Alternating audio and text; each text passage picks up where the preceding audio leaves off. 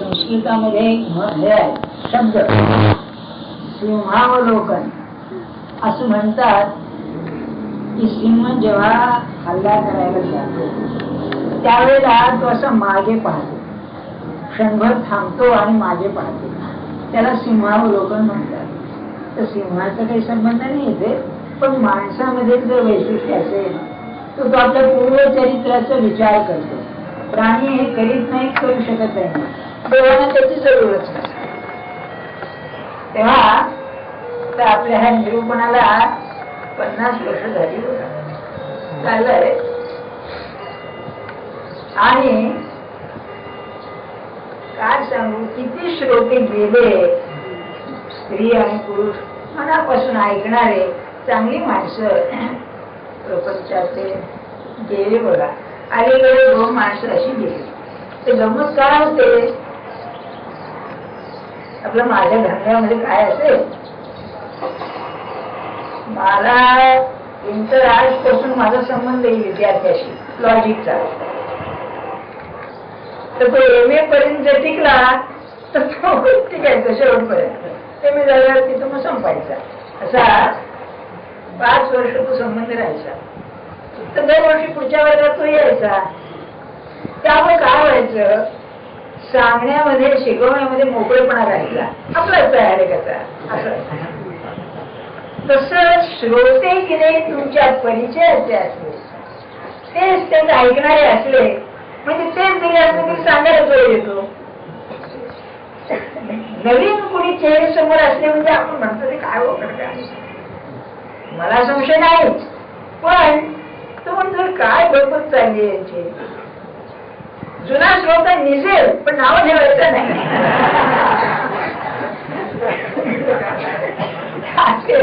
दोन श्रोते गेले आणि खरंच चांगले होते. त्याच्या एका श्रोत्याने तुम्हाला गंमत सांगतो, बाई होत्या इथे बसायच्या,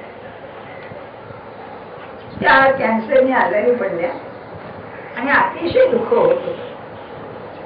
तेव्हा मला त्या बोलल्या नाही, पण माझ्या बरोबरचे ग्रस्त त्यांना भेटायला गेले. त्यांना त्या काय म्हणाल्या की ते मला बाबा म्हणा, त्यांचं बाबा झालं मी.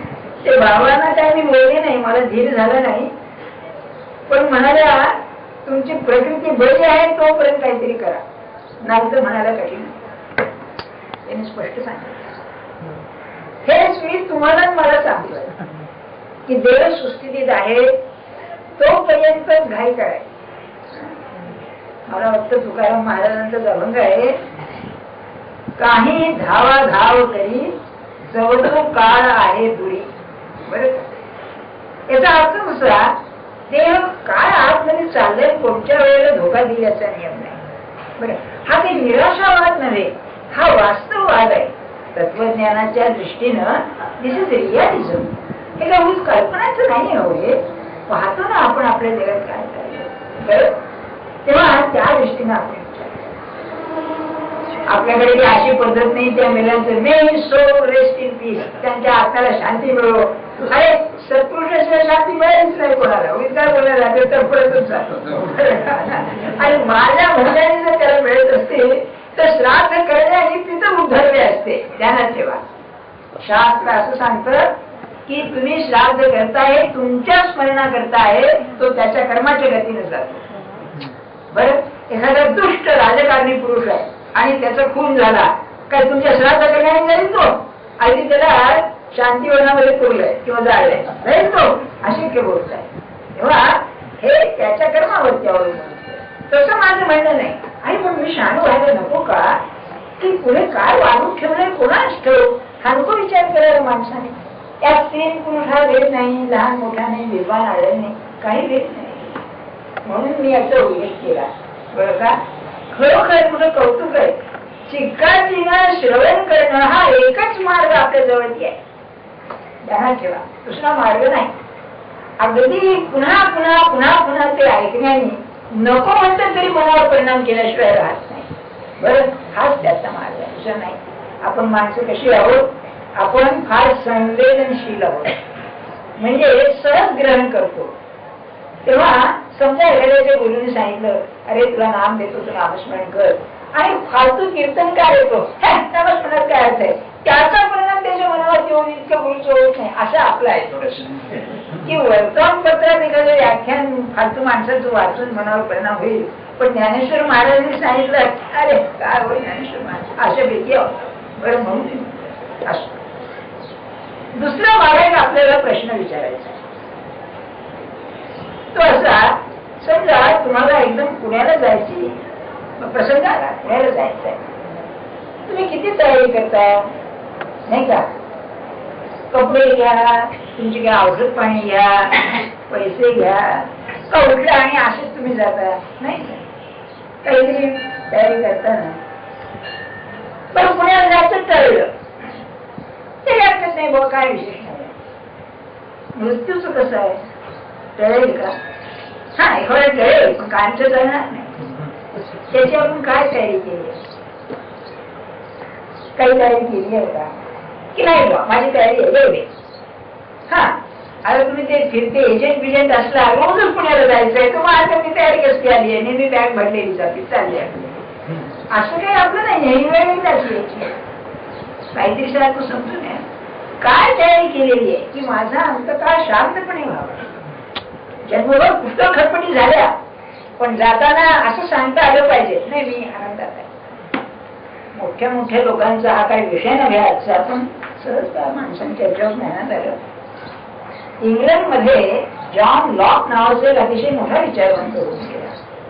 म्हणजे तुम्हाला सांगतो, लेनिन रशियातून परागंद झाला आणि लंडन मध्ये राहिला. याही पेक्षा तो रशियन होता. तिथेच गांधींची त्याची गाठ पडली ना, गाठ नाही पडली, दोघं एका वेळेला ब्रिटिश म्युझियम मध्ये वाचायला जातात, पण एकमेकांची ओळख नव्हती. दोघे पुढे एवढे मोठे होते, दोघांनाही कल्पना नाही. पण लाला लाजपत राय हिंदुस्थानमध्ये पंजाबचे पुढारी, त्यावेळेला हिंदुस्थानात 3 मोठे पुढारी समजले जात असत, लाल, पाल आणि बाल. बाल गंगाधर टिळक, लाल लाजपत राय पंजाब, पंजाबचं सिंहच म्हणायचं, रणजित सिंगला म्हणत ना, जी लायन होते पंजाब, तसं यांना म्हणत. आणि तिसरं बिपिन चंद्र पाल बंगाल. त्यांना सरकारने देशाबाहेर घालवलं, ब्रिटिश सरकारने त्यांना देशाबाहेर घालवलं. ते गेले कुठे? इंग्लंडमध्ये जाऊन राहिले. चमत्कार नाही का? ब्रिटिश सत्तेने इथून घालवलेला मनुष्य पुन्हा ब्रिटिशांच्या घरी जातोय. हा जो ब्रिटिश उदार मतवाद आहे, लिबरलिझम, याचा मूळ असेल तर हा जॉन लॉक आहे. हा तत्वज्ञानी होता आणि राजकीय लेखकही होता. अतिशय मोठा विचार होता, त्यात शंकाच नाही. याचा अंतकाळ जेव्हा आला तेव्हा विचारलं की काय संबंध अंधार आहे म्हणाला, कुठे जायचंय माहिती नाही, अंधार आहे, ऑल इज डार्क. याच्या उलट ज्ञानेश्वर महाराज अरे जिवंत समाधी घेत आहेत, काय त्या लॉकची काय तुलना आहे यांच्याशी, काय करतात? इतकं जरी नाही तरी मी स्मरणात आहे, मी आनंदात जातो आहे असं सांगता आलं पाहिजे आपल्याला, तर ज्ञानेश्वरी सांगितल्याचं ना ऐकल्याचं शेती आहे. माझी तयारी अशी पाहिजे, येऊ दे येणार आहे ना, नाही अंधार नाही, भगवंताच्या नावाचा दिवा माझ्याजवळ आहे आणि त्याने मला मार्गदर्शन देतात. आणि गीतेने आश्वासन दिलेलं आहे की अंतकाळेची मामेव, तू कशाला काळजी करतोस, काय करू. म्हणून परमार्थाचं एक रहस्य असं आहे, अंतकाळ आला असताना जो अत्यंत शांतपणे जातो खरा परमार्थी असला पाहिजे. किती शांतपणे? तुम्ही गाडीवर बसलात आणि तुम्ही प्रवासाला निघालात तर जितक्या आनंदात आणि शांतपणे टाटा म्हणतात, तितकं जाताना येतो आता असं सांगतात. हे ध्येय आहे हो, हे ध्येय केव्हा साधेल? इथलं सगळं जे आहे ते माझ्या बरोबर येणार नाही. काय माझ्या बरोबर येणार आहे? तुमचे ग्रंथ, तुमची माणसं, तुमचं घरदार, काय येणार आहे बरोबर? काय येणार नाही? ज्या देहाच्या आधाराने सगळं हे आहे तो देह सोडायचा आहे, तर आणखी काय बरोबर आहे ना? मग असं जर आहे तर माझ्या बरोबर येणार अदृश्यातच असलं पाहिजे, दृश्यातलं नाही, देहाशी संबंधित असणार नाही. ते असेल तर माझं मन आहे, ते मन माझ्या बरोबर येणार आहे.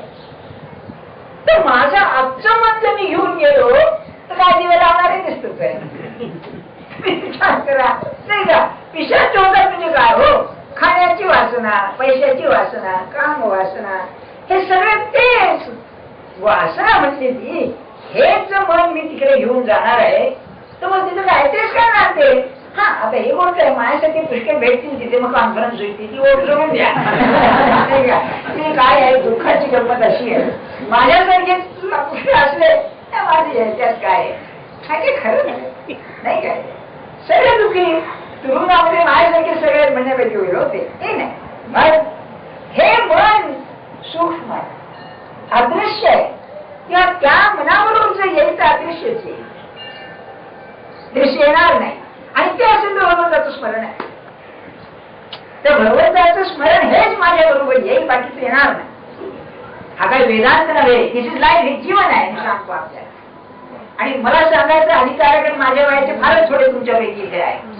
मृत्यूच्या दारात मी उभा आहे, मरणारा भीत नाही आम्ही, किंवा जाण्याची खात्री आहे मला, पण तयारी अशी पाहिजे. अरे तू नेऊन नेऊन काय नेशील, माझं देह नेशील ना, पण तुझं स्मरण ठेवणं जे आहे ते माझ्या हातात आहे, तुझ्या हातात नाही.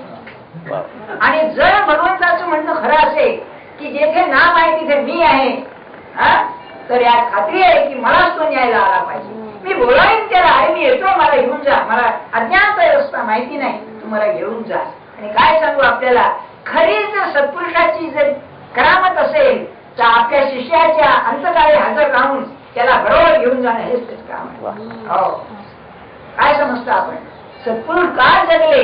कारण जिवंतपणेच त्यांनी असा दिलासा दिला की आहे मी तुझ्या बरोबर, तू काय काळजी कर. अरे असे तुझे जन्म येतील आणि जातील, पण मी आहे बरोबर. आणि ही गोष्ट ज्ञानेश्वरी मध्ये नाही, भगवद्गीतेत सांगितलेलं आहे की अरे अर्जुना, तुझे आणि माझे पुष्कळ जन्म झाले, तुला त्याचं आठवण नाही, पण मला प्रत्येक जन्मात मी काय होऊन आलो याची आठवण आहे. आणि अर्जुनाचा हा सहवास बरेच जन्माचा होता, म्हणूनच तो काय म्हणाला, काय ज्ञानेश्वर महाराज ते मुळात नाहीये बघा. ज्ञानेश्वर महाराज म्हणाले कृष्णा अर्जुनाच्या तोंडून की कृष्णा, मला या युद्धाचं सुद्धा पाप एवढं भेवलं होत नाही. त्याला तो प्रश्न होता, मी यांना मारणार आणि हे पाप होईल, पण ते पाप घडल्यानंतर तू माझ्या हातचा जोडला तो नाही होशील तर मी जगू कसा? मग आपलं पुण्य इतकं पाहिजे. आणि ते भगवंताच्या स्मरणात की त्यालाही आपल्याशिवाय प्रेम पडता कामात नाही, की माझा पुरुष चालला, मी आहे जवळ, घाबरू नकोस. आणि अशी उदाहरणं दिसतात आपल्याला आजच्या काळात. याला इकडे काळाचा संबंधच नाहीये काही, इथे वर्तमान काळ आणि भूतकाळाचा संबंध काही नाही. किंवा ही संस्कृती ती सध्या काळ कठीण आलाय, हा काळ काही नाही. भगवंतानेच त्याला निर्माण केलेला काळ, त्याला धरल्यानंतर काळ काय करतं, किंबहुना काळाच्या छातीवर नाचून जाणं हे खरं म्हणजे ज्ञानेश्वरी ऐकणाऱ्याचं सांगणाऱ्याचं काम आहे. काय करतोय काळ मला, नाही का? हा मुद्दा आपण लक्षात ठेवा. आता आड काय येते हे त्याचा संबंध विषयाची म्हणून सांगतो बरं का. माझं धीर ठरलेलं नाही. मागच्या रविवारचा विषय काय झाला की हे सगळं शास्त्र पाळतो, ते जे गुण आहेत ते ब्राह्मणत्वाचे गुण सांगितले ते करायचे सगळे, शमन दमन शांती, अरे सगळं का करायचं? तर जसं माळी झाडाला पाणी घालतो, दृष्टी त्या झाडाला येणाऱ्या फळाकडे असते, तसं हे सगळं मी जे करतो आहे हे ईश्वराच्या प्राप्तीकरता करतो आहे, हे ध्यानात ठेवणं ते खरं महत्वाचं आहे. आणि ते मी म्हणतो आपल्याला ध्येय ठरलं पाहिजे. मी अगदी गमतीनं तुम्हाला म्हणतो ना, तुम्ही ते रामायण सोडून या इथे ज्ञानेश्वरीकडे येता का? गमतीनं म्हणतो ना बरं का. एका ग्रस्तांनी मला म्हणलं, अहो तुम्ही वेळ बदलली जरा का? आता रामायण चुकतं म्हणले आमचं. मला ते म्हणाले म्हणलं मी म्हणलं त्यांना आता हा लोकशाहीचं युग आहे. मी म्हणलं सगळ्या स्त्री पुरुषांची मतं घेतो आणि मग सांगतो म्हणलं तुम्हाला. तो काय म्हणाला, अरे तुमच्या ऐकण्यात तुमच्या म्हणायचं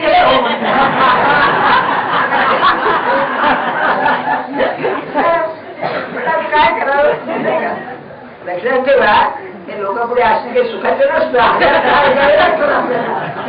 एक बाई म्हणाल्या तुम्हाला म्हणजे काय सांगा काही कळतच नाही म्हणाले. काय म्हणू खरंय बाई तुझं तरी येते ती ऐकत आहे. मी गमत केली. मग पुढच्या वेळेला म्हणलं बाई मग तुम्ही काय येता सुनेची कटकट म्हणले घरी काय करायचं.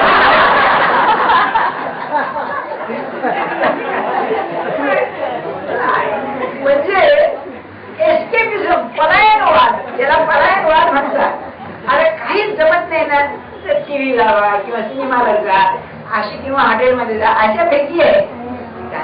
मी काय म्हणतोय काही का असे ना ज्ञानेश्वर महाराजांची वाणी कानावर पडते ना. अहो शेण टाकलं गाईने तर थोडी तरी माती उचलत ना थोडं तरी लक्षात राहील की नाही त्याच कल्याण होईल. मुद्दा सांगायचं काय आपल्याला हे ठरलं पाहिजे. आणि त्या आता पुढच्या ओळीमध्ये बघा काय त्यांनी सहज सांगितलेलं आहे. हे झालं झाडाचं फळ पाहिजे म्हणून पुढे म्हणाले तैसे शास्त्राचार्य तेने ईश्वराचे एक पावणे हे पुढे जे का जाणणे ते इथं ज्ञान. ज्ञान विज्ञान आस्तिक्यम ब्रह्मकर्म स्वभाव. तर ज्ञान विज्ञान आणि आस्तिक्य असे 3 गुण राहिले. तर म्हणजे ज्ञान म्हणजे काय आत्मज्ञान नव्हे. समर्थांनी दासबोधामध्ये एक समासच घातलेला आहे. हे म्हणजे ज्ञान नाही, हे म्हणजे ज्ञान नाही, हे म्हणजे ज्ञान नाही. मग ज्ञान म्हणजे काय? ज्ञान म्हणजे आत्मज्ञान. पहावे आपणास या आपण या नाव ज्ञान. अहो नाही कोण म्हणतोय बरोबरच आहे पण नाही गीतेमध्ये ज्ञानाचा अर्थ निराळा आहे. हाही आहे आत्मज्ञान आपणांची एक निराळा आहे.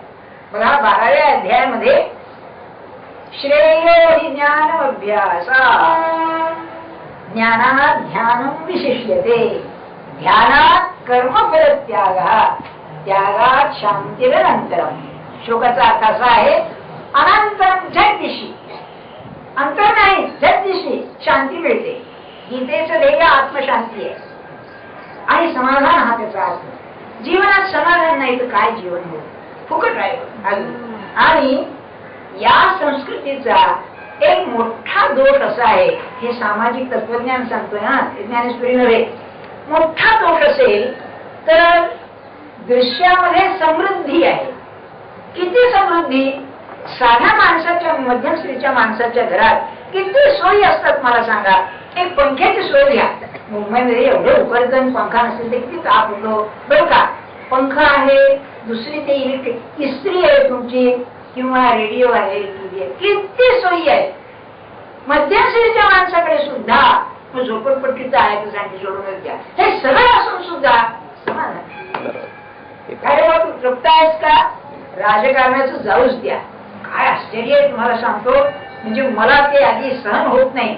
राधाकृष्णन सारखा माणूस राधाकृष्णन जेव्हा राष्ट्रपती झाले 5 वर्ष हे होते उपराष्ट्रपती होते राष्ट्रपती झाले. किंबहुना भारतीय जे राष्ट्रपती झाले 6-7 आहेत त्यांच्यापैकी जे उत्तम म्हणून गणले गेले त्यापैकी राधाकृष्णन आहे बरं का. ते 2 याला राहिले म्हणजे 10 वर्ष राहिले. 3ऱ्या वेळा राहायची इच्छा होती त्यांची आणि त्यांना राहू दिलं नाही पाहिजे. एवढ्या माणसाने असं मागावं. एवढे त्यांचे ग्रंथ ते ग्रंथ वाचून आम्ही शहाणपण शिकलो वेदांतावरचे. किंबहुना पुरीच्या शंकराचार्यांनी त्यांना आचार्य ही पदवी दिली का? आपल्याकडे असं आहे की जो प्रस्थानत्रयावरती भाष्य लिहितो म्हणजे उपनिषद दशोपनिषद ब्रह्मसूत्र आणि भगवद्गीता या तिन्हीवरती भाष्य लिहितो त्याला आचार्य ही पदवी आहे. शंकराचार्य रामानुजन हे आचार्य. तर याने भगवद्गीतेवर लिहिलेलं आहे बरोबर. त्यांची ती प्रसिद्ध आहे राधाकृष्णनची भगवद्गीता. त्याची 500 पानं प्रस्तावना जी आहे इतकी अप्रतिम आहे काय सांगू तुम्हाला. इंग्रजीच्या दृष्टीनं भाषा आणि शिवाय विषय आहे ते ब्रह्मसूत्रावरती त्यांनी लिहिलेलं आहे. त्याची 150 पानं प्रस्तावना आहे ती सुद्धा फार सुंदर आहे. सर्व सारांश आहे. आणि उपनिषदावरती तर त्यांचा प्रसिद्ध ग्रंथच आहे ती प्रिन्सिपल उपनिषद म्हणून तो मोठा ग्रंथ. असा हा आचार्य 10 वर्ष असून सुद्धा पुन्हा ते मागतो आणि नाही म्हणून नाईलाजाने पळत जातो. त्याला काय नाही. शेवटी त्यांची अशी अवस्था झाली होती की वेळ लागल्यासारखी अवस्था झाली. जसं काण्याचं झालं होतं ना भारतरत्न खरे पण लोकांना ओळखीने असे झाले लोकांना ते भेटू देत नसत. त्या लोक तर राधाकृष्ण हे आर्यन दांडेकर आहेत ना पुण्याचे, भांडारकर इन्स्टिट्यूटचे डायरेक्टर, त्यांच्यावर त्यांचं अतिशय प्रेम असे कोणाचं, राधाकृष्ण. तेव्हा ते भेटायला गेले, त्यांना भेटू दिलं नाही. त्या मुलाने काय सांगितलं, त्यांचा मुलगा पीएचडी, त्याचा हिस्ट्रीचा PhD, he is a unsound mind असं मुलगा म्हणाला. म्हणजे त्यांचं ठीक नाहीये. मला असं सांगा, मग तुमच्या आमच्या एखाद्या देहूगावचा वाणी तुला म्हणे आता आनंदी आनंद गोविंद गोविंद विस्तारला, काय योग्यता असेल, ते समाधान मिळत नाही. हे या संस्कृतीचा जोर आहे. राजकीय असो, विद्वान असो, कोणी असो, समाधान. ज्याने जीवन भोगलं पुष्कळ, सर्व त्यांचे मान सन्मान, त्याला समाधान नको का? ते नाही. म्हणून कृष्णमूर्तीने तक्रार केली की आता मी मराठी म्हणतो, सारे मी बदलत नाही, यू डोंट चेंज. इतकं मी सांगतोय, तुम्ही बदलत नाही. का बदलत नाही? तुम्ही समाधान मी मानतच नाही. तो समाधानाचा मार्ग असेल तर ज्ञानेश्वर महाराजांनी सांगितलेला आगरी, आणि तो असेल तर जेथे समाधान आहे त्याच्या मागे लागा, आणि तो ईश्वर आहे. म्हणून ईश्वर प्राप्तीसाठी जो जगेल त्याला समाधान मिळेल, बाकीच्या नाही मिळणार. कोण मला असं दाखवा तुम्ही, असं आहे की नाही, छान आहे, सुरेख आहे, ते उत्तम आहे, स्वस्त आहे, नाही. किती अनुकूल असू दे. मी तुम्हाला श्रीकृष्णाचं उदाहरण दिलेलं आहे. हे सगळे की नाही माझं लाऊड थिंकिंग आहे. म्हणजे माझे विचार मला जे पडतात ते मी तुम्हाला सांगतो. यद रोचते तर ग्राह्यम, न रोचते तर त्याज्यम. बरं का? काय श्रीकृष्णासारखा अवतार, महाक्षत्रिय, महातत्वज्ञानी, महापराक्रमी, महान प्रेमी, आणि अजून सुरभिया देखी विना नाही आवत चैन. असं काय प्रेम, प्रेमाचा नुसता असा तिने हा धरून दिला. असा हा पुरुष शेवटी काय म्हणतोय उद्धवाला, उद्धवा माझ्या आयुष्यात आता एकच काम राहिलेलं आहे. हे जे माझे यादव आहेत, माझे नातेवाईक, मित्र, मुलं बिलं सगळी, हे अतिशय उच्छृंखल आहे, व्यसनी आहे, भयंकर दारू प्यायचे, मारामारी करायचे. हे जर मी गेल्यावर राहिले तर समाजाचं ते नुकसान होईल. म्हणून याला नाहीसं करणं हे माझं शेवटचं काम आहे. काय सांगावं, असा ज्याचा प्रपंच भगवंताचा, तसं तुमचा आमच्या प्रगती मनासारखं होईल. कोणत्या भ्रमात आहात तुम्ही? शक्यच नाही मनासारखं. तुमच्या मनासारखी सगळी माणसं राहणार नाही, तुमच्या मनासारखी तुमचे साहेब राहणार नाही, तुमच्या मनासारखं सगळी परिस्थिती राहणार नाही, आणि देहाची परिस्थिती तुमच्या मनासारखी राहणार नाही. म्हणून समर्थांचं ध्यानात ठेवा आपण. प्रपंच मुळीच नासका, नासका सुद्धा मनमोहन आहे फार, घाणच यायची. प्रपंच मुळीच नासका, पण चालत नाही त्याशिवाय विवेक हे करावा, नेटका समजून घ्यावं. सून ऐकत नाही ना, हो बाई तुझं ते सुश्रीबाई पाठ हो म्हणतात ना, तसंच करावं लागेल. मुलगा ऐकत नाही, नाही तू म्हणतोस बरोबर आहे, पण माझंही म्हणणं तुला ऐकून घे, अशी नम्रता घ्यावी लागेल, नाही तर थोडा खावी लागेल. का असा आहे? प्रपंच मुळीच नासका, विवेके करावा नेटका. मग म्हणाले नेटका करिता ठीक आहोत जातो. याच्या मनावरचं जे दडपण आहे प्रपंचाचं ते कमी कमी होतं. हाच मार्ग आहे. म्हणून ईश्वर प्राप्ती हे ध्येय ठेवून जर राहाल तरच समाधान मिळेल. आणि ते ब्राह्मणत्वाचं मुख्य धर्म, ज्याचं असं इंग्लिशमध्ये कॉमर्स इज ट्रू असं म्हणतात, बरं का? हे उदाहरण सांगतो आपल्याला. सत्य अनंत आहे, जे अनंत आहे ते सत्य असलं पाहिजे. सत्य गोड आहे म्हणून गोड आहे ते सत्य आहे असं म्हणता येणार. सज्जन हा लोकांची उपयोगी पडतो म्हणून लोकांची उपयोगी पडणारा सज्जन असेल तसं नाही. कॉन्व्हर्स इज नॉट, बरं का? सांगायचं हेतू काय आहे इथे असं आहे की तुम्ही जेव्हा भगवंताबद्दल म्हणता तेव्हा समाधान म्हणजेच भगवंत, भगवंत म्हणजेच समाधान. तेव्हा तुम्ही समाधानाची उपासना करा, नाही तर भगवंताची उपासना करा. पण आम्हाला काहीतरी मूर्त लागतं, कॉन्क्रीट लागतं, म्हणून आम्ही ईश्वराची उपासना सोपी जाते. हे ध्येय ठेवणं म्हणजे काय करणं, नाही का? तर आम्हाला प्रपंच सुटत नाही. अरे पुष्कळ गोष्टी सांगितल्या, तो कर्म करणार नाही पण डोक्यात सारखं चालेल ना, नाही का? फिरणार डोक्यामध्ये, मग काय करायला पाहिजे? त्याची किंमत ओळखून राहायला पाहिजे. नाही राजा हे अगदी आवश्यक आहे, वागवायला पाहिजे, त्याच्यातून काही मार्ग नाही दुसरा. हे समजून जो मनुष्य राहील तर व्यवहार संबंध सुद्धा समाधान देईल. बरं का? याला काय व्हायला पाहिजे? बुद्धिस्थिर व्हायला पाहिजे.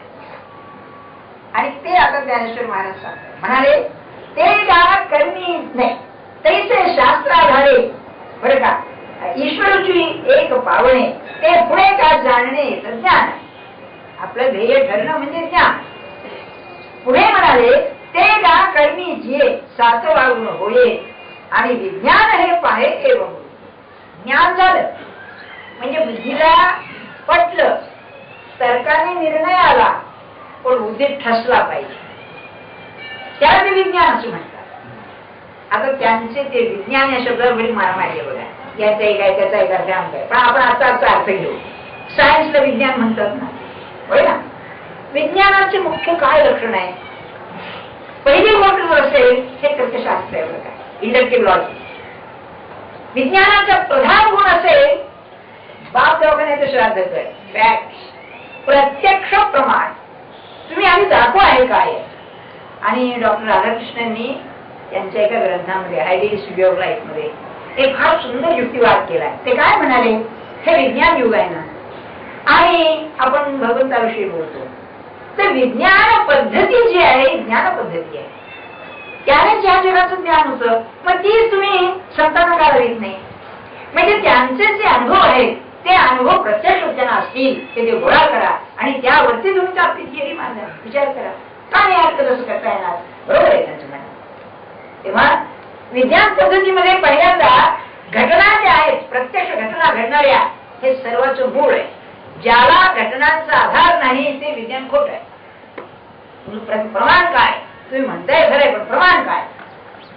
त्या घटना गोळा केल्यानंतर त्याच्यात बरीच भानगडी आहेत. प्रत्येक शास्त्राच्या घटना निराळ्या आपण गोळा करतो, त्यात सुद्धा निवड करावी लागते, सिलेक्शन वगैरे घटना घेते, त्याच्यावरती आपण कल्पना करतो.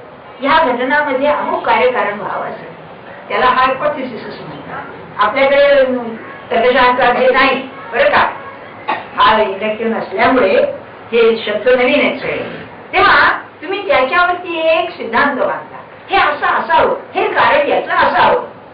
पण असावं म्हणून काय आहे का नाही, मग त्याकरता आणखी घटना बघायच्या आणि त्या घटनामध्ये जर तुमचा कार्यकारण भाव आढळला तर मग ते बरोबर आहे.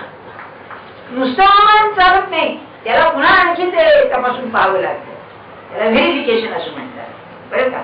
सांगण्यात हेतू काय आपल्याला, की मी जेव्हा आपल्याला विज्ञान असं म्हणतोय त्यामुळे ईश्वर प्राप्ती हे ध्येय ठरलं. ईश्वर समाधान रूप आहे, माझं ध्येय जर ईश्वर हे ठरलं आणि मी त्या मार्गाने गेलो तर मला समाधान मिळालं पाहिजे. एवढंच नाही का? जर ईश्वर समाधान रूप आहे आणि माझं ध्येय ईश्वर प्राप्ती आहे, मी त्या मार्गात आहे, तर माझं समाधान मला मिळालं पाहिजे. आता मला मिळतंय का नाही? दिसते आपल्याला आपल्याजवळ नाहीये, पण त्या दोन पद्धती आहेत. एक ज्ञानेश्वर महाराज म्हणाले एकदम फळाला झोपणारा, देखे उत्प्लवना सरिसा पक्षी फळास झोपे जैसा, ती माणसं निराळी. तुलसीदास सारखी मला ऐकण्यासारखं आहे, पुन्हा पुन्हा सांगावं लागतं, माझंच मला अतिशय प्रेमी आणि हा प्रेमाने भरलेला असल्याशिवाय रामायण लिहू शकतो.